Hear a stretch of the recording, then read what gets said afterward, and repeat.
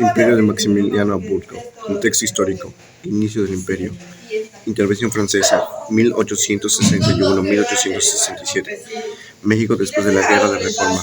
1858-1961. Atraviesa una crisis económica Francia con Napoleón III al frente de aprovecha la debilidad del país y alía con los conservadores mexicanos. En 1961 México no puede pagar sus deudas externas.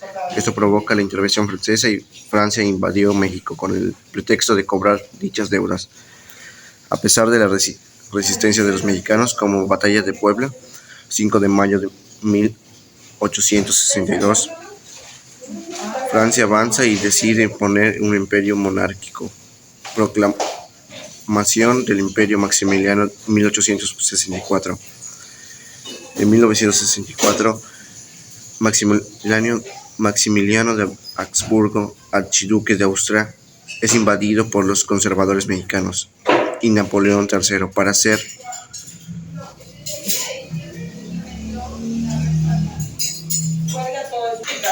ser emperador de México. Maximiliano acepta la invitación convencido de que podría gobernar de forma liberal y moderada. En su llegada a México, él recibió como emperador y establece un castillo de Chapultepec. Maximiliano intenta implementar reformas como la creación de una constitución, la defensa de la propiedad privada y conciliación entre liberales y conservadores. En las reformas sociales y laborales, Maximiliano promovió la creación de leyes que buscaban el bienestar de la clase obrera y las reformas agrarias. En educación intentó promover la educación pública, aunque su imperio no pudo llevar a cabo una reforma educativa de gran impacto debido a la resistencia de los conservadores. La relación con la Iglesia, que intentó equilibrar las relaciones con la Iglesia, pero sin renunciar a los principios de la ley de reforma que había establecido durante la presidencia de Benito Juárez. En la caída del imperio, que fue en 1866, con la derrota en la batalla de Puebla y el retiro del apoyo de Francia, debido a la presión internacional, Maximiliano quedó aislado. Las fuerzas republicanas encabezadas por Benito Juárez y otros liberales lograron capturar grandes áreas del país y en 1867 Maximiliano es derrotado por las fuerzas republicanas en la batalla de Querétaro, capturado y fusilado el 19 de junio de ese mismo año, poniendo fin al imperio. La República restaurada. Restablecimiento del gobierno y reformas. Benito Juárez y la restauración de la República, 1867. Después de la caída de Maximiliano, Benito Juárez regresa a la presidencia y restablece la República. Restauración de las leyes de reforma. Juárez vuelve a implementar las reformas en 1857 que promovían la separación de la Iglesia y el Estado, la educación laica y la nacionalización de los bienes eclesiásticos. Reformas constitucionales. Se fortalecieron las bases constitucionales de México y Juárez. Consolidó la República frente a los intentos de recuperación de los conservadores. La construcción económica y social. Después de la guerra, México enfrentaba graves problemas económicos, por lo que Juárez emprendió una serie de reformas que buscaban la estabilización financiera y social. Se modernizó la infraestructura del país, como la construcción de caminos y la restauración de la economía agrícola y minera. Problemas internos y el liderazgo de Juárez. Conflictos internos. A pesar de la victoria sobre el imperio, Juárez tuvo que enfrentarse a varios conflictos internos, especialmente con los conservadores y con fracciones del ejército que se oponían a sus políticas liberales. Se mantuvo un clima de inestabilidad política debido a las constantes pugnas por el poder entre liberales y conservadores.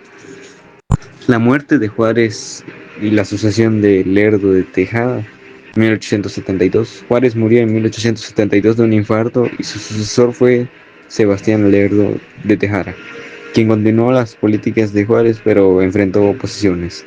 La República restaurada enfrentó tensiones internas debido a la falta de consenso entre los diferentes sectores de poder.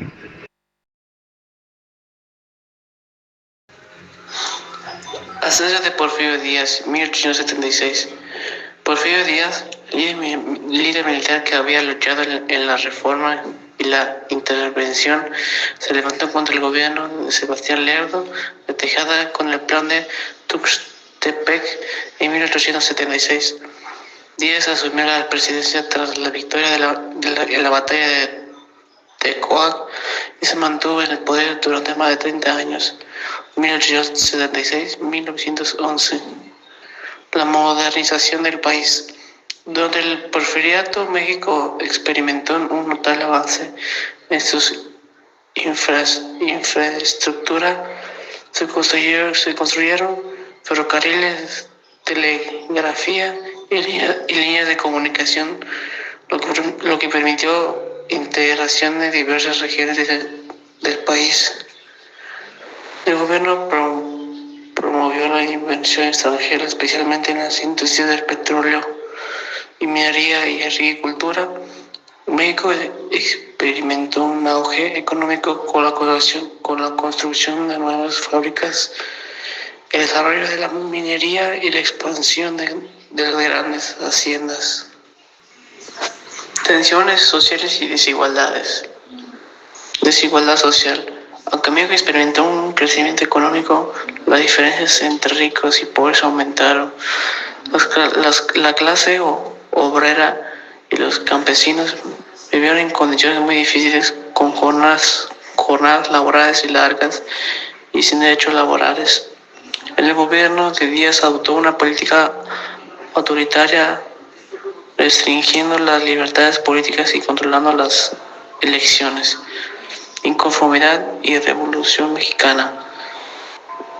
La falta de democracia, el despojo de tierra a los campesinos y la presión generaron un creciente malestar social. Esto desembocó la Revolución Mexicana en 1910, un levantamiento armado que cumplió con la renuncia de Porfirio Díaz en 1911.